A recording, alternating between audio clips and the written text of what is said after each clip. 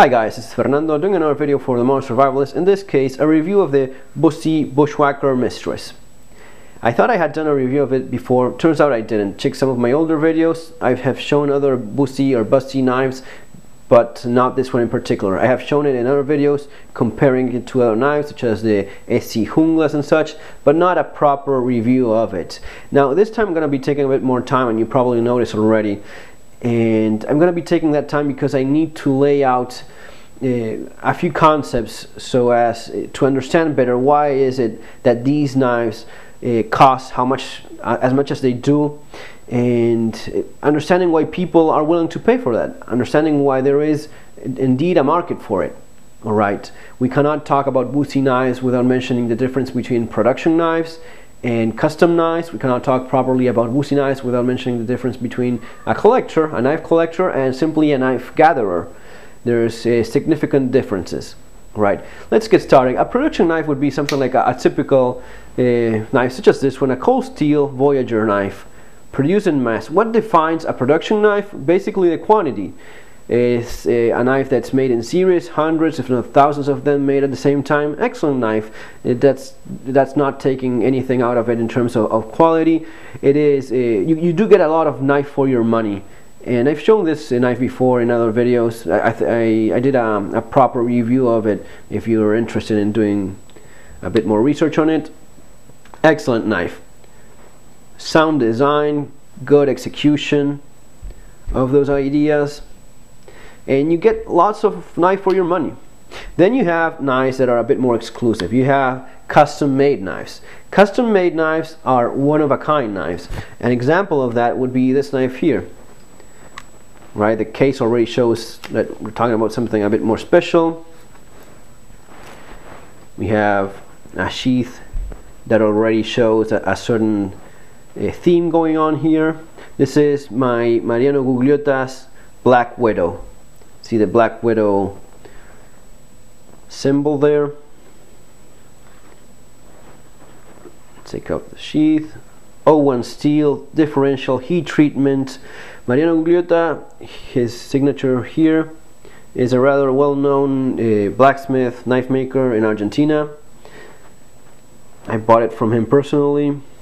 This is water buffalo handle, and you have a beautiful scrimshaw here of a Black Widow spider. This has been done by a different artist with his own signature right there. Beautiful piece. Check out that spider, it's crazy. The detail, I don't even understand how this guy managed to do something like this. In my opinion, it's just beautiful.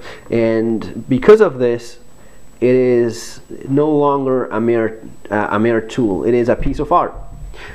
Besides the scrimshaw, the blade itself, the theme, the entire theme going on, it is not just a knife. It is, truth be told, it is a piece of art, and no one can argue that. Right? Yes, you could absolutely use it because Gugliotta, he does not make show pieces. Some pieces are worthy of it, but all of his knives are properly made.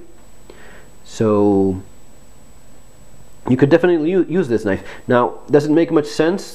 For me, no, it doesn't. I wouldn't want to scratch this handle by any means. I have carried this knife before, but then I realized that it doesn't make sense. I have so many other knives that are just as good in terms of functionality. Not really worth it. Why would anyone have a knife that they don't want to be using? Well, just the mere fact of owning one gives pleasure to the owner, and that's good enough. Why not? Should probably do a proper display case for this knife because it's very nice. There's a bit of stain here, maybe because of the leather sheath where it has been sitting for some time. It has a value beyond its utilitarian purpose. It's no longer just simply a knife. Right, and here's where we have to talk about the difference between knife collectors and knife gatherers. The difference between the two: a knife collector is someone that will have a method to his madness. A knife collector is someone that will be looking to buy knives from a certain country of origin, from a certain period of time, from a certain manufacturer or blacksmith, from a certain war, buying, for example, all the bayonets of World War II, for example.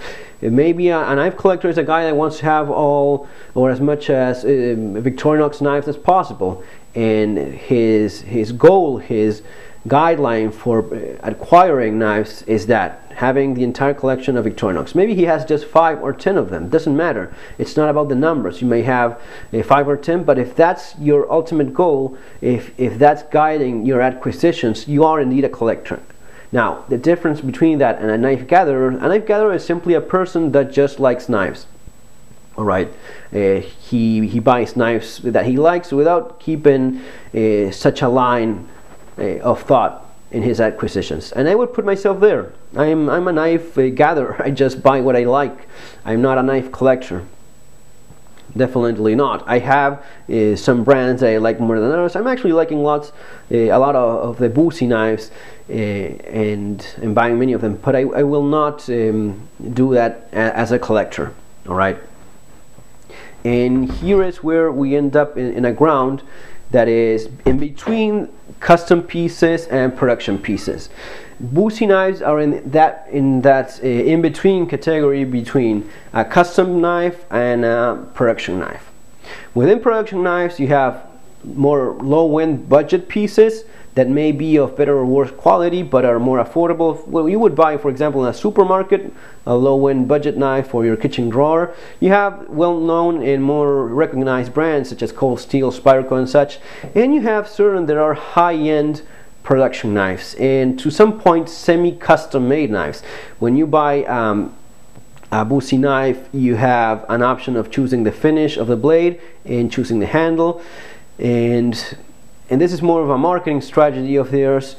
You don't buy all the models at the same time. For example, if you just go to bussecombat.com right now, you will not find this knife. You have to go to the secondary market.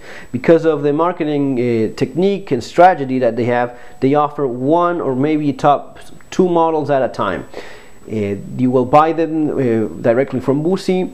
And if you want something that has been offered in the past, you have to go maybe to places like in eBay or bladesforum.com, in their merchant forums where people buy and sell knives. You will have to go to those places. This knife, the Bushwacker Mistress, is going to be costing you $400 and $500, give or take, depending on condition, depending on that's if it's a limited edition, for example, something like that. Those tend to cost a bit more, but they can get quite expensive. There's some models, for example, the Nuclear Meltdown Battle Mistresses. Those things cost like $1,000, $1,200, and you know what? They sell. They get sold in a day or two. There's people out there collecting Busses, right? And that's where we have to understand the difference. If we see, for example, this knife, all right, and we look at an Esi Junglas, which will cost almost half as much, including the sheath, which you don't have with the Busse Bushwacker Mistress, you might think, okay, $400, $500, and $150 for the knife, $200 with the sheath, maybe. Well, I don't get it. I'm not going to be spending that much money. All right, I'm going to be buying the one that is a bit cheaper. It's quite a bit cheaper. Junglas Esi. And if you notice, the blade is quite similar. There's not that much of a difference. In terms of size, the steel used in the Junglas, 1095, high carbon steel, good enough. Well heat treated, it's going to be doing lots of things. Maybe not as great as steel as Infi, which is the one that Busse uses, and which I'm going to be talking a little bit more about later. But it is, you know, it is a very capable, excellent knife. Half the money. What's going on there? What is it that that people see in Busse knives that consider it that think about spending that much money in it? And you know, that's basically it. It's not only about being a knife, it's actually a bit of a collector's piece. And there's collectors out there that will pay good money for them. Besides that, there's also the quality of construction, and that's where someone like myself, which I wouldn't define myself, as I just said, as a collector, that's where I come in. I will not pay the difference in money just because of the words Busse here in the blade, right? Why is it that I pay it then? Well, because you do get more than just an excellent knife. You get what many of us consider to be the best possible knife made. Why is that? Well, because of the steel used by Busse. Alright, Busse uses Infi steel, which is a proprietary steel from them by Jerry Busse, and that gives the knife a bit more performance than other steels, which are excellent, no doubt, but Infi steel is better. And here is where people get, they get pretty mad, they get pretty excited, especially many of them that don't even have one of these and haven't even used it, but they get quite sentimental and, well, my Essie Junglas does everything that your Busse Bushwacker Mistress does. Well, yeah, of course it does. But if it comes down to it, if you're going to be doing things that you should probably not do to a knife, Infi steel, the Bushwacker Mistress, is going to be tolerating things that an Essie Junglas in 1095 won't. And then you have guys that are on the other side of the table, on the other extreme, that think that Infi steel is some sort of magic steel that never breaks and sharpens on its own or whatever. Nope, not the case. That is indeed an overestimation of what the steel is capable of doing. It's pure hype to think that the difference is beyond rational, right? Now, is it hype to say that Infi steel is better than 1095? No. Is it hype to say that Infi steel is indeed better than other steels for fixed blade knives? No. Again, some people feel very sentimental about these things, and they don't even like the idea of putting it down on the table and saying, okay, which is the best steel for a knife? You say that, people get angry, they get very emotional, they don't like that kind of discussion. The best steel for a knife, which one is it? Someone will come in and say, well, there's no best steel for a knife, it depends on the function of the knife. For a diver's knife, I will want a certain steel that isn't that great for other tasks, but it's ideal for a diving knife. For a scalpel, I will want certain steels that will not work well for a butcher's knife. To some extent, that's true. Now, okay, let's narrow it down a little bit more. We're talking about a fixed blade of certain length, 4, 5, 6 inches, 10 inches, 12 inches, big knife or medium knife or small knife that's going to be used for wilderness survival tasks or survival in general, maybe even a bit of combat use, that kind of thing. What is the best steel for that? Not talking about butchering, not talking about surgery, not talking about diving. What is a good general purpose survival knife? The best steel for that. And it's going to be this one, Infi steel.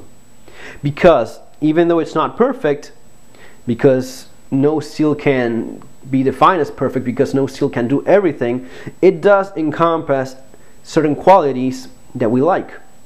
It is very easy to resharpen, it is capable of holding an edge for very long, it is almost impossible to dent on the edges. It kind of bends and twists but doesn't dent, not nearly as easily as many other excellent steels. It is extremely resistant to abuse. There's videos by a guy called Nos, which I'm gonna be adding the link here at some point around somewhere here, that he does these destruction tests on knives that some people just hate them, because he just grabs a knife, he just goes chopping 2x4, pretty normal stuff up to then he starts chopping a block of concrete, then he starts stabbing a car door with it and trying to break the tip on purpose, then he puts it against a steel pipe and just hammers the spine of the knife through that steel pipe. And when all that's done, he starts putting torsion and twisting until he snaps it, until he ultimately breaks it. And if you steal, it does break. Of course it does. Give me a couple of minutes, guys. I'm going to be breaking this knife for you. It's not. It can be done and quite fast. There's no knife that is perfect or anything like that. The thing is that when you see these destruction tests, that you may claim, okay, that's not what you use a knife for. You don't use a knife for chopping through a block of concrete. Perfect. But it's still very revealing to see which knives tolerate that kind of abuse the best. And the one that tolerates that kind of abuse the best is this one, Enfi Steel. Nos uses a couple of Busse knives. I think it's a Nuclear Meltdown Battle Mistress that he uses, and maybe an Ash there. But you can tell. And it's quite revealing to see how some of other well-known, very well-known knives just snap as soon as he takes a couple swings at that concrete block. You know? I'm not going to be chopping rocks with my knife, but I just like knowing that my knife is capable of tolerating that. And I am willing to pay twice, 3, 4 times the money for that added performance. Ultimately, what is it? 10-20% increase of performance? Is it worth it? It depends. For some guys, yes. For some, no. For some guys, they will not pay that. They will get this knife, which is excellent by all standards and means. It is excellent with an excellent sheath and costs half the money. So you basically have to ask yourself, is it that important to you, or do you just like having a knife that is a bit better, a steel that is 10-20% better? Rust resistance in the Enfi steel is quite good. Let's say, yeah, 1095, it's excellent. Is it gonna be tolerating rust as well as Enfi steel? By no means. By no means. Enfi steel will tolerate rust much better. It hardly rusts at all. I mean, again, nothing is perfect, guys, and there's always some guys that hype things. You know, the thing, Enfi is magic stuff. No, it's not. It's a steel, and actually, you know what? It's a steel, and this is the composition of Enfi steel. Someone cut a little bit of it, had it tested, and this is it. This is the composition that a guy in Germany sent it to a lab and got the results. Right? Very little carbon content. So much for high carbon steels being ultimate survival knives. Lots of chrome in there. There's a few steels that have this exact composition. The thing is that those steels, with their proper heat treatment, do not provide the results that you find in Enfi steel. So basically what happens is that Enfi steel is not that much about the metal composition, which you have here explained, and there's some other tests that have slight differences, but basically it is a steel. It's not magic or anything like that. The thing is that Jerry Busse has a certain heat treatment process that, combined with that metal, that steel, achieves the results that you find in Enfi, which are better than other knife steels. Gonna be tolerating abuse a bit more. It's gonna be tolerating stress, shock, and lateral pressure better. What is it exactly that he does with this stuff, with this steel, so as to achieve these results? It's a trade secret, and you know what? He's not gonna be sharing it anytime soon with anyone, and understandably so. I wouldn't do either. I'd let everyone try to figure it out on their own and see if they can come with the same results. And the day someone comes with a steel that is just as good as Enfi steel or better, he's going to be showing it to the world, and we're all going to be seeing that steel X or whatever it's called performs better than Enfi steel. And there's going to be proof of that, as there is proof right now that Enfi steel tolerates insane abuse better than some of the other knives. Again, is it worth the price difference? Is it better? Is it worth 10 or 20% more performance? Is it worth paying 2, 3, 4 times as much money? Someone like me, yes, I will do it. I will pay for that added performance. But first of all, because I just like having the best possible material being used. And it's not only about the material, it's about a sound design as well, which may be common sense, but as we all know, common sense sometimes isn't that common, right? And that's something that you clearly see. Busse has a certain characteristics that go along with their design, such as the holes here and there and the rivets, but ultimately the blade shape, the blade geometry, is very classic. It's very common sense, and it works.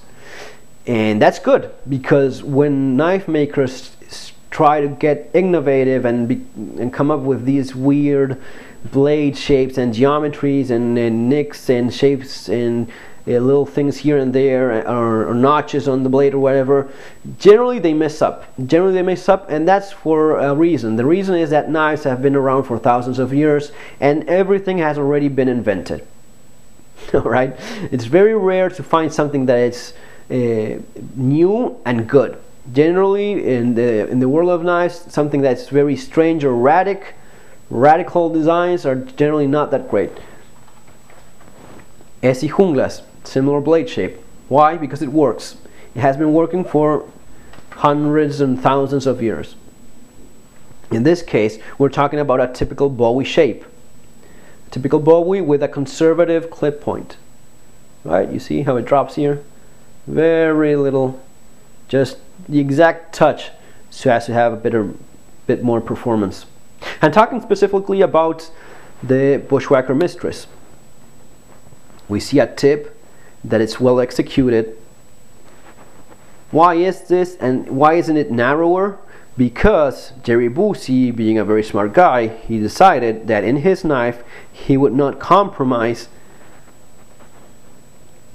strength for greater penetration, especially in a knife with this weight. We're talking about a knife that weighs 22 ounces, 22.4 ounces, so it has a bit of weight to it, and properly sharpened with this tip, it's going to be penetrating well enough. You don't need to make this tip weaker so as to have an insane toothpick, you know, that's not the point. Very nice conservative blade shape. Here a bit more of aesthetics and design of their own and such. Blade, excellent. Talking about this particular knife, 10.25 inches of length in the blade, overall length of 16.25 inches. Big Bowie knife. It is in some ways similar to the Nuclear Meltdown's Battle Mistress, but with a bit of a narrower blade. Some people have described those Busse knives as sharpened pry bars. Some intending it as an insult. I just like the idea of it. I think, yeah, great, give me one. Give me a sharpened pry bar. Sounds good. Why is that? Because you're able to do things with a knife like this, especially with this blade geometry in combination with the excellent steel that is Infi steel. You're capable of doing things that other knives will not tolerate. Not only digging because of the knife shape, you could dig with this, right? You could use it for prying, and because of that you could use it for whacking and such things, and because of that it's going to be breaking eventually if you do it enough, you do it with enough force, but it is going to be breaking after others. Other knives will break sooner than this one. This one will tolerate quite a bit of abuse. Quite a bit of abuse indeed. Convex edge, good call there. Thickness 0.18 inches thickness. It's not a 1/4 inch thick, but I don't want a 1/4 inch knife. I think it's too heavy. This is perfect for me. The handle, at least for my hand, it is a bit too narrow. It would work well for a medium, small, even small hand. For a medium, larger hand, it just feels a little bit too narrow, but it's still very good. These rivets, these are alloy handle fasteners. 10,000 pounds of pressure in each of these. These handles are not going to be going anywhere. It's canvas micarta, cotton canvas micarta, black in this case. You have the option also of G10 in many of the designs. And again, what I said before about the marketing, Busse offers 1 or 2 models at a time. This one is no longer available. You will have to go to a secondary market. Right now, the knife being offered is the Team Gemini Light Brigade. which is very interesting knife. If you don't have a Busse knife right now and you're thinking of buying one, that would be a nice knife. I already have one ordered, and I'm going to be showing it to you guys as soon as I have it with me. Oh, I don't have any connection of any kind with Busse. I've paid for all my knives. I don't get a single buck, a single cent out of any of this. No connection whatsoever. So just saying that, just in case anyone thinks I'm doing these reviews because of some other reasons. Not really. Not the case. I'm kind of surprised that I don't see more knife guys on YouTube mentioning what I'm talking about now. But, you know, just the way it is. Beautiful piece. Criticisms. These rivets, as strong and bomb-proof as they are, and man, this knife is going to be lasting generations. In your family, your grandson is going to be picking this, if not selling it on eBay for a few thousand bucks. He's going to be using it quite a bit. Has a nice choil as well, so as to choke on the blade there. But it is a bomb-proof design, right? The geometry of the blade, the real estate that you have in terms of blade, combined with the performance of Infisteel, makes for a very, very tough knife. No doubt about that. So these rivets, as strong as they are, as bomb-proof as they are, they're not flushed with the surface of the handle. That means that your hand, the skin in your fingers, in your palm, is going to be going in there. As you use this knife for long periods of time and you start sweating, the meaty part of your hand, of your skin, starts getting in there, and there's a good chance that you will be getting blisters. At least here, there. Anything that is not nice and smooth in your hands of a tool that you use for long periods of time will have consequences. It's something that could be improved on a almost perfect knife as it is. Maybe finding a way of doing extremely tough rivets like these, but having it flushed, that would be an improvement, no doubt. The blade finish, epoxy powder coated type of finish, lots of texturing, which I just don't care for much. Why is that? Because it gets dirty and it's hard to clean again.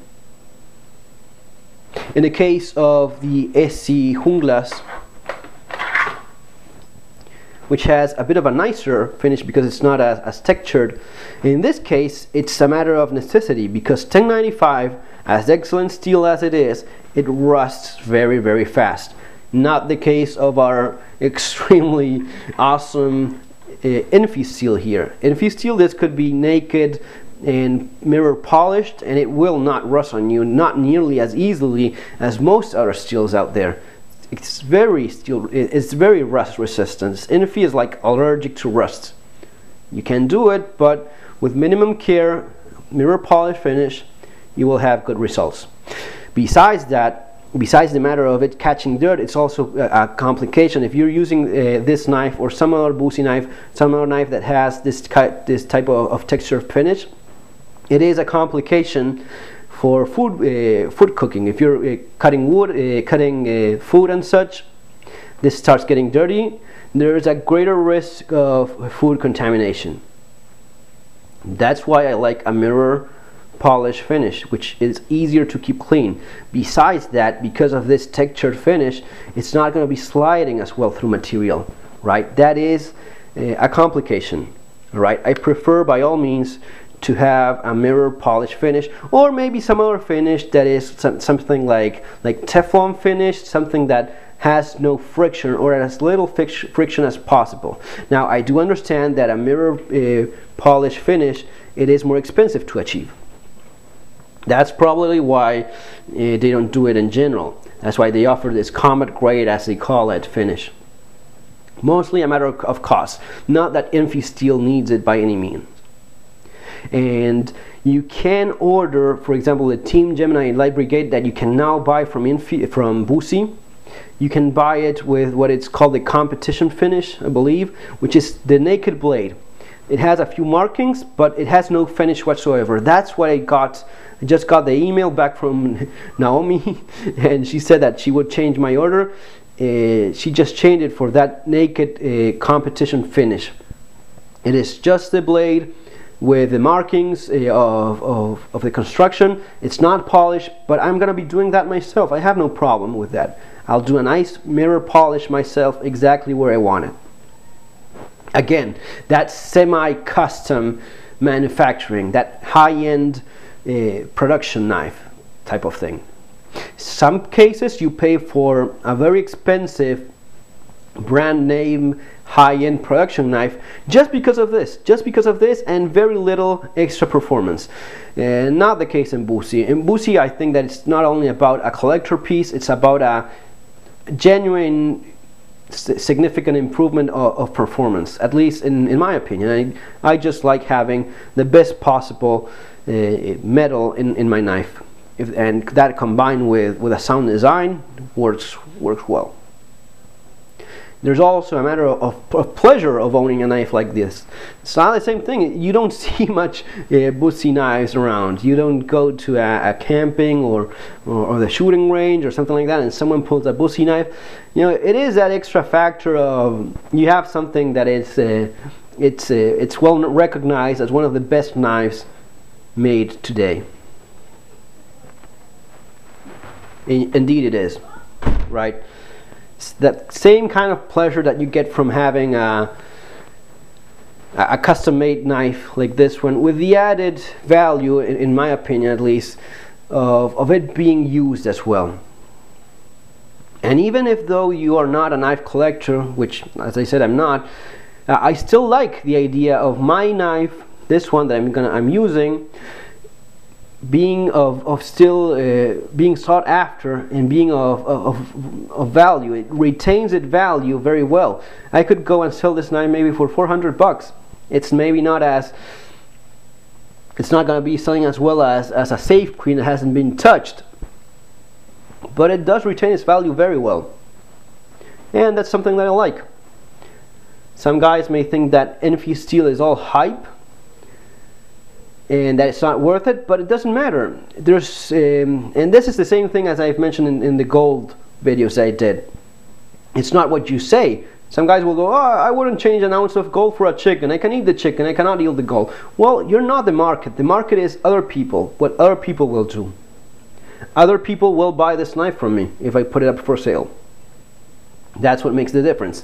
If I go and try to resell my Ese Junglas, I'm not going to be getting nearly as much money as I paid for it. Someone is going to be using his head a little bit and he's going to be saying, hey, I'll just spend a few more bucks and buy one brand new, right? Maybe one day it becomes a collector's piece. As of right now, it's not. If you buy a Team Gemini right now, and once you get it 4 or 8 weeks from now, which is what it's taking for those to be delivered, you could just flip that right away and sell it for a bit more money than you bought it. And there's guys that do that for a living. There's guys that buy Busse knives, buy several of them, sell them again later for a bit more money, for a bit of a profit. Guys, you know, just a more calm, longer video about these things. Why is it that some knives like this one it's worth more? In many cases, it's hype. It's added value that, you know, just because of the knife being used in a movie, because of a certain you know, a collector thing going on. But some cases it's a bit of both. It's a bit of that. It's a bit of a collector thing out there, but it's also significant improvement in performance, right? At least for me, significant improvement in performance. One of the best steel, let's just say it as it is, the best steel there is for a knife of this type, right? Yeah, some guys don't like saying that. Some guys don't like saying the best steel. Well, if you ask people who's the best soccer player or football player these days, it's going to be Lionel Messi. If you ask other famous players, they're going to be saying the same thing, right? In the knife world, in the type of knives like survival, general purpose knives, this steel is indeed the best there is. not meaning that there's not other excellent offerings out there, which I will mention as well, but just the way it is. Guys, that's basically it. Hope you enjoyed this, a bit of a longer video this time. Take care, folks. Remember to subscribe and see you on our next video. Bye bye.